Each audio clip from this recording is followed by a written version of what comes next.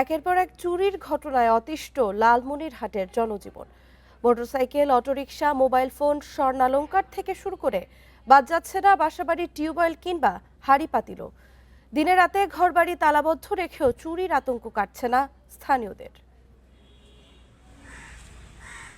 কখনো ফাঁকা বাসার তালা ভেঙে চুরি, আবার কখনো সুযোগ বুঝে বাড়ির আঙিনা চুরি হচ্ছে মূল্যবান জিনিসপত্র। লালমনিরহাটে এমন ঘটনা এখন নিত্যনৈমিত্তিক হয়ে দাঁড়িয়েছে।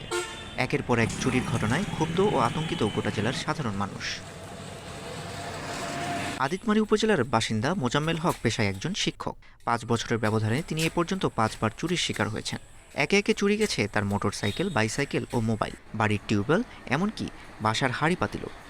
এ পর্যন্ত 5 বার চুরিতে ধরেন আমার মোবাইলটা ওই সময় অ্যান্ড্রয়েড সেট হইলে ওটার দাম তো কম ছিল, 5,500 টাকা। আর পরবর্তী সময় যে আমার মিসেসের স্বর্ণে 2টা রুলি নিয়ে গেছিলো, এটা প্রায় 50 থেকে 60,000 টাকা। একই রকম অভিজ্ঞতা মহিষতুলী এলাকার অটোচালক দুলাল চন্দ্র রায়ের। 10 আগস্ট রাতে চার্জে থাকা অবস্থায় চুরি হয়ে যায় তার অটোরিকশা, যা ছিল তার আয়ের একমাত্র উৎস। এই অটোটায় সম্বল ছিল, এখন আমি অটোটা তো হারিয়ে গেল। এখন আমি সংসার কিভাবে চালাবো, কি করব, ঠিক আছে, আমি কিছু বুঝে উঠতে পারতেছি না। হরহামেশায় চোরের খপ্পরে পড়ছেন কুমড়িহাট, সারপুকুর ও আদিতমারীর আদর্শপাড়ার বাসিন্দারাও। গত কয়েক সপ্তাহে টিউবওয়েল, নগদ টাকা, স্বর্ণালংকার চুরির ঘটনা ঘটেছে অন্তত 50টি। এখন দিন দুপুরেও ঘরবাড়ি ফাঁকা রেখে বের হতে ভয় পাচ্ছেন সাধারণ মানুষ। বাড়ির টিউবওয়েল থেকে আরম্ভ করে বাইসাইকেল, বাচ্চাদের জিনিসপত্র, আসবাবপত্র থেকে আরম্ভ করে কাপড় চোপড় যা আছে সবই চুরি করে এরা নিয়ে যাচ্ছে। আমরা নিরাপত্তা ভুগতেছি, আমরা সিকিউরিটি গার্ডের বেতন দেই, সিকিউরিটি গার্ড এপাক দিয়ে গেলে এপাক দিয়ে চুরি হয়ে যায়।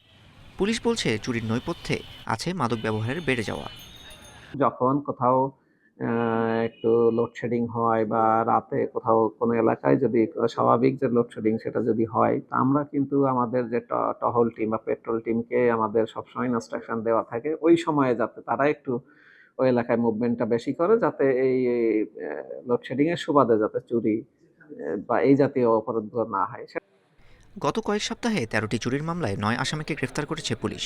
পরিস্থিতি সহনীয় করতে আইনশৃঙ্খলা বাহিনীর আরও বেশি তৎপরতা দেখতে চান লালমনিরহাটবাসী।